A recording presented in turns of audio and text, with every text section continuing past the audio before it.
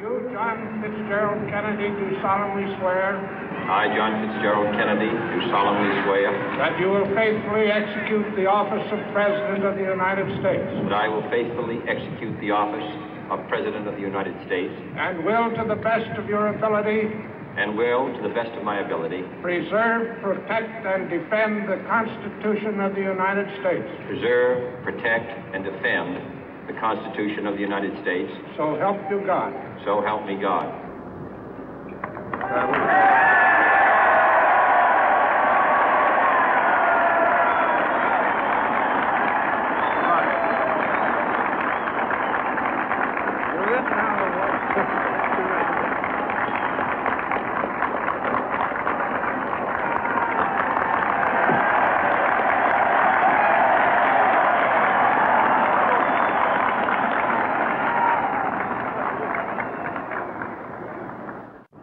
Vice President Johnson, Mr. Speaker, Mr. Chief Justice, President Eisenhower, Vice President Nixon, President Truman, Reverend clergy, fellow citizens.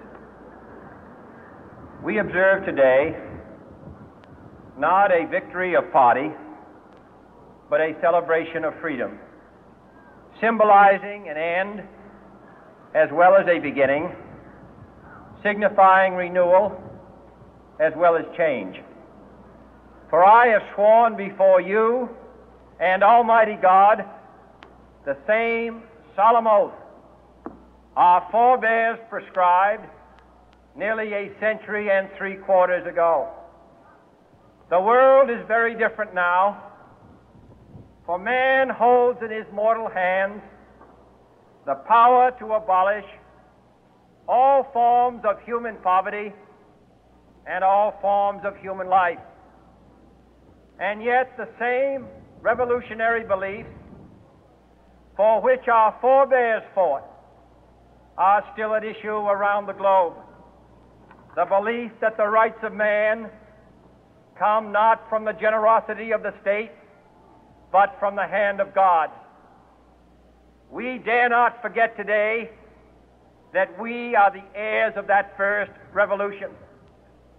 Let the word go forth from this time and place to friend and foe alike that the torch has been passed to a new generation of Americans born in this century, tempered by war, disciplined by a hard and bitter peace, proud of our ancient heritage, and unwilling to witness or permit the slow undoing of those human rights to which this nation has always been committed and to which we are committed today at home and around the world.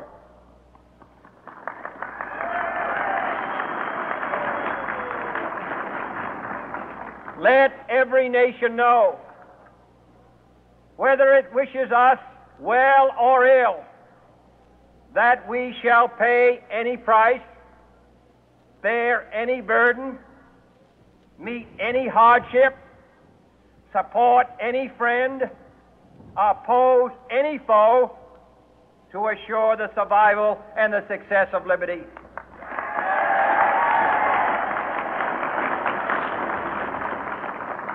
This much we pledge and more. To those old allies whose cultural and spiritual origins we share, we pledge the loyalty of faithful friends. United, there is little we cannot do in a host of cooperative ventures.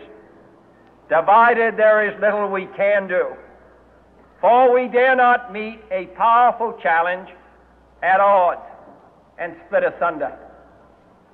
To those new states whom we welcome to the ranks of the free, we pledge our word that one form of colonial control shall not have passed away merely to be replaced by a far more iron tyranny.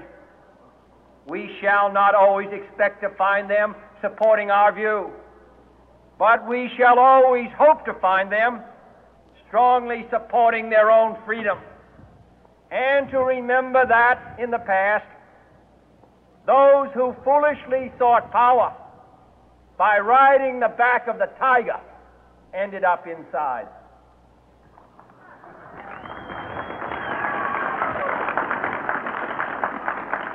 To those people in the huts and villages of half the globe struggling to break the bonds of mass misery, we pledge our best efforts to help them help themselves for whatever period is required, not because the communists may be doing it, not because we seek their votes, but because it is right.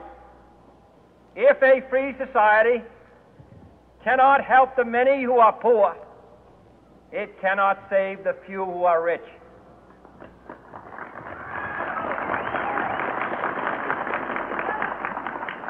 To our sister republics south of our border, we offer a special pledge to convert our good words into good deeds, in a new alliance for progress, to assist free men and free governments in casting off the chains of poverty.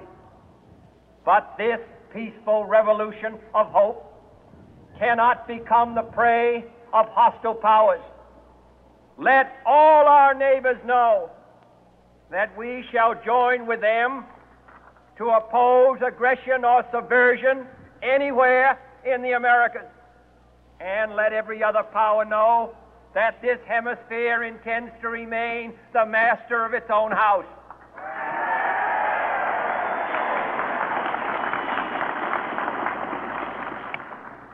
To that World Assembly of Sovereign States, the United Nations, our last best hope, in an age where the instruments of war have far outpaced the instruments of peace, we renew our pledge of support to prevent it from becoming merely a forum for invective, to strengthen its shield of the new and the weak, and to enlarge the area in which its writ may run.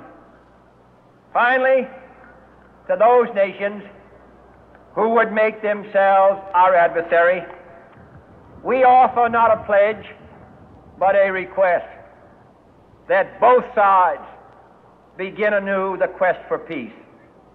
Before the dark powers of destruction, unleashed by science, engulf all humanity in planned or accidental self-destruction, we dare not tempt them with weakness, for only when our arms are sufficient beyond doubt can we be certain beyond doubt that they will never be employed.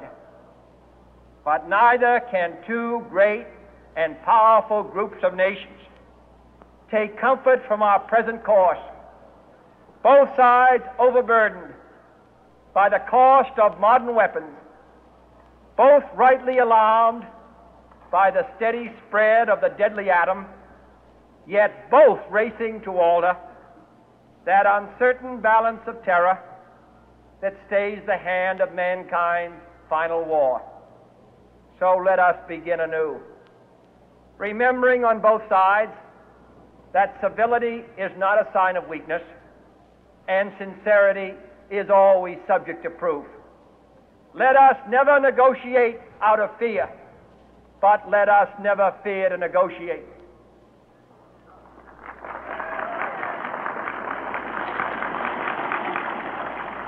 Let both sides explore what problems unite us, instead of belaboring those problems which divide us.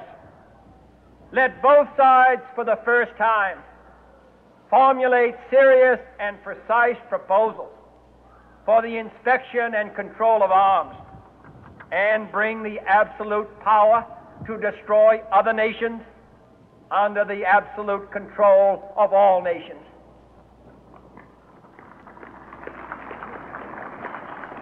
Let both sides seek to invoke the wonders of science instead of its terrors.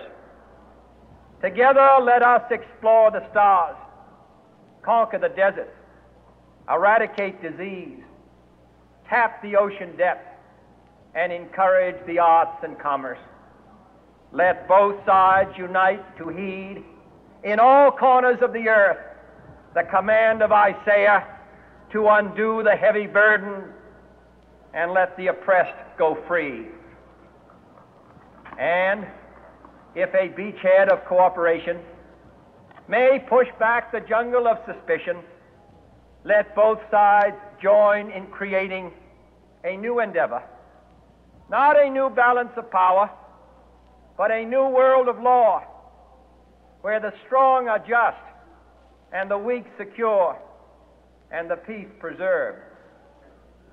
All this will not be finished in the first 100 days, nor will it be finished in the first 1,000 days, nor in the life of this administration, nor even perhaps in our lifetime on this planet. But let us begin.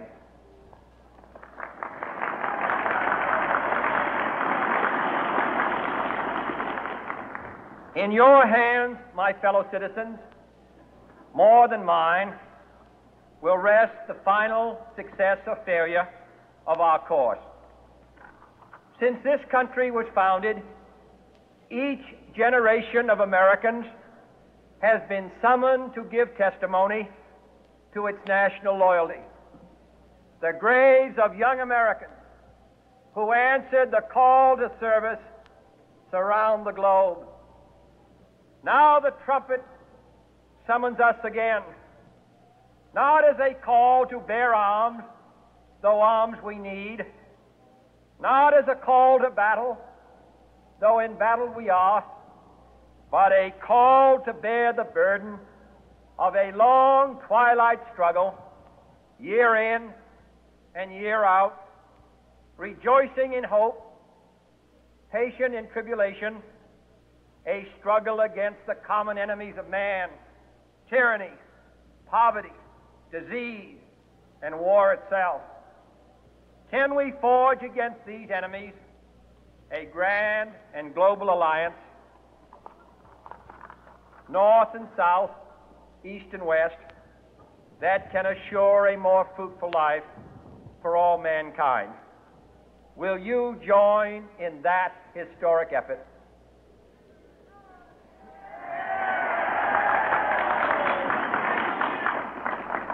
In the long history of the world, only a few generations have been granted the role of defending freedom in its hour of maximum danger. I do not shrink from this responsibility. I welcome it.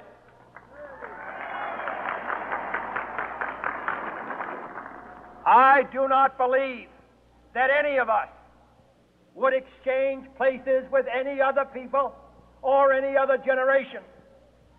The energy, the faith, the devotion which we bring to this endeavor will light our country and all who serve it. And the glow from that fire can truly light the world. And so, my fellow Americans, ask not what your country can do for you, ask what you can do for your country.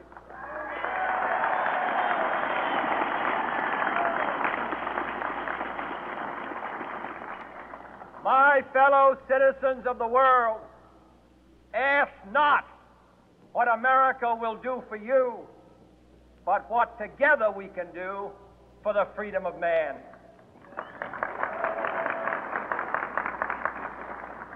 Finally, whether you are citizens of America or citizens of the world, ask of us here the same high standards of strength and sacrifice which we ask of you.